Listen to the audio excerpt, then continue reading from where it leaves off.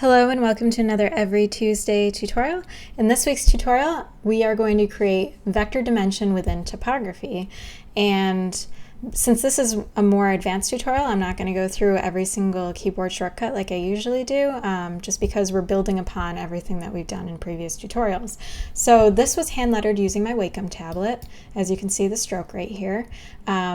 This was using the same principles that I discuss in two of my hand lettering tutorials, how to hand letter the word father and then hand lettering the number 3 two ways in Illustrator. So I use the exact same principles with those, and I'll link to those videos if you want to see how I did this. So just for the sake of time, I'm not going to do this live. I'm going to work with it though to create this beautiful dimension within this typography. So what I did to create this is I drew it out with the brush tool, and then I changed it to a basic brush, and then I came over here to my stroke palette, adjusted my weight, my cap, and my corner, and then from here I'm going to make a copy. Actually, I'm going to move all of this up. And the first thing I'm going to do is create outlines by expanding my object. And now you can see everything's a shape, except I've got this extra crossbar that's a shape separate from the rest of it. So I'm going to merge them together using my Pathfinder palette. And now we're just going to get right into it. And always make sure that you have a copy, just because once you go into an expanded mode, you can't change your points anymore like you can here. So just make sure you maintain that control by always having a copy. Okay, so I'm going to come into here and I'm going to grab my pen tool, and as you noticed in the example, this stroke is falling on top of this stroke. So because the stroke is falling on top of it, it's going to create a shadow below it and a small subtle shadow above it. So we're going to create the dark shadow first, so I'm just going to zoom in and I'm going to complete the invisible line that's right here with my pen tool. Let me get rid of this stroke so it's easier to see. And then I'm going to continue drawing a shape. And I'm going to follow the line of my artwork as close as I can.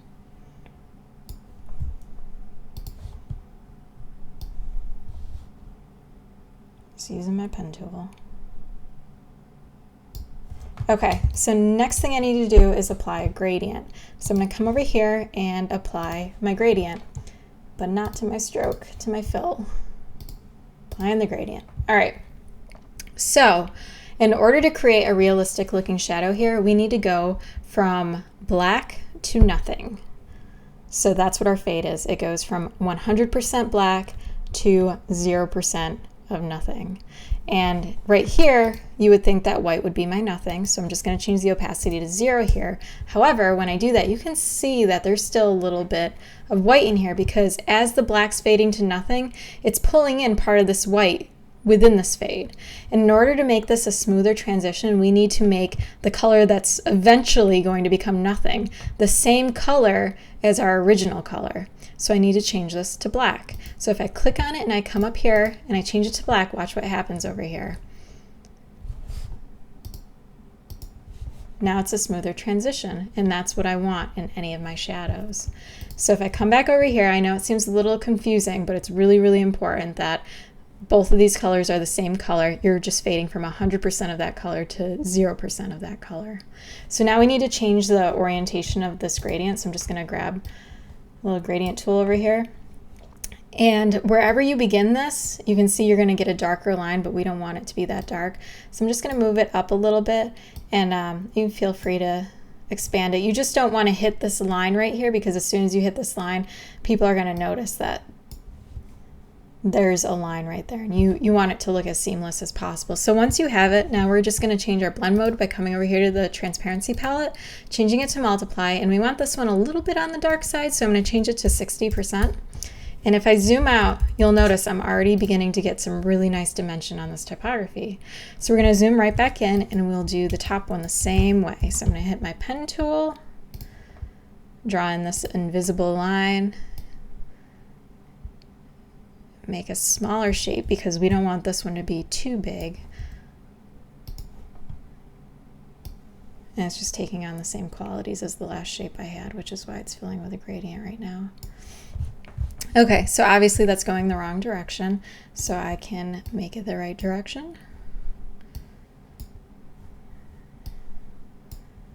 Oops.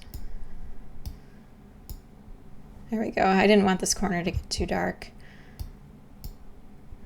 All right, that looks good. So now we're gonna change our blend mode to multiply and make this 30%. And if we zoom out, you can see it's really starting to come together. So this last part of the T, there's actually 3 shadows going on right here. So if I select the stroke, you'll see that it's a looping path that comes around. So you're getting shadows created by this stroke right here ends up being in back of everything else the furthest. So it'll be the darkest portion right here because this one's coming over on top of it, and then you've got the crossbar that also comes on top of it. So I'll show you how to kind of straighten out everything that's going on there in a logical way. So we'll come in here and we'll do our darkest shadow first.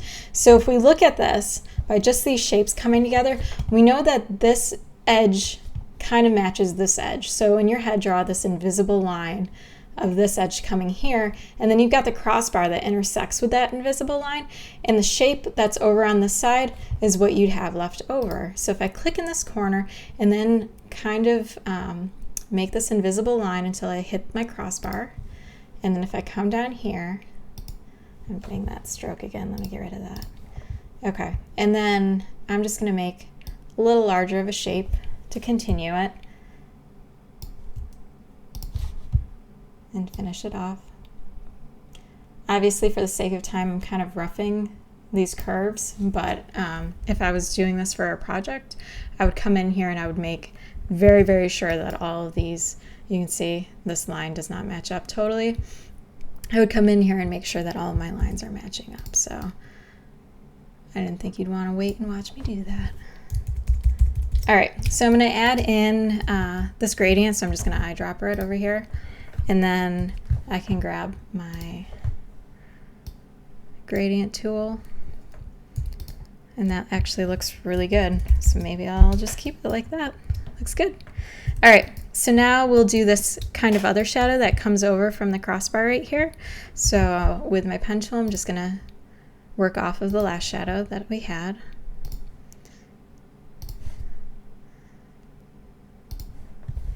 All right, and this gradient won't be quite as long.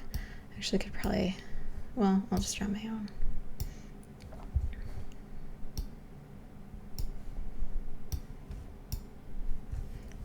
All right, change the blend mode. And I want this to be softer than my previous one, so let's see what maybe 35 looks like. Maybe 45. That looks good.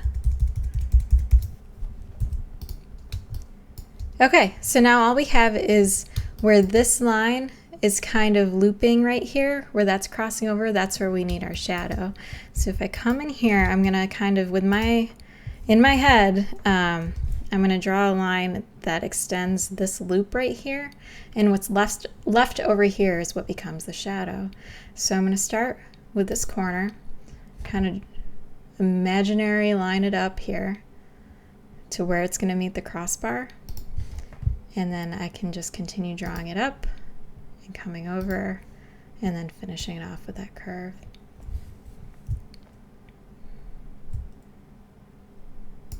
Okay. And just because you put a point somewhere, don't feel like you're stuck there. Obviously, you can always move your points wherever you need to go. So it's fine to rough it up. And I'll probably end up changing this one anyway, because I'm not sure if this point right here is where I want it to be.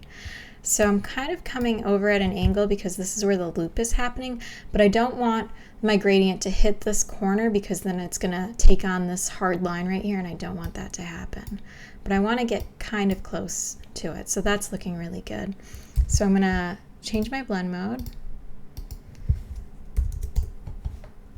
Let's see if that seems pretty dark. Seems good. Okay, so maybe this is getting a little too close to here. Maybe I want it nudged out a little bit to maintain the consistency. And you can see this point doesn't really line up where this point is. It needs to come to the right just a tad. So I can come in here with just my direct select tool, hitting A on my keyboard and just nudging it over slightly.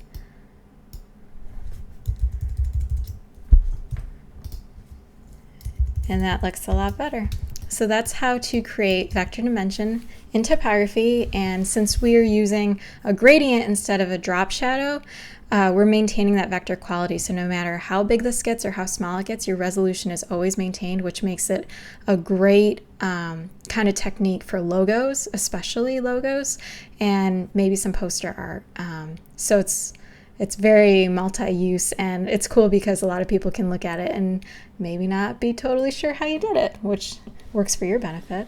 So if you enjoyed this tutorial, please subscribe. I release a new tutorial every single Tuesday, and you can also head on over to my blog for more tutorials and a bunch of design freebies, and that's every-tuesday.com. So thanks so much for watching, and I will see you next week.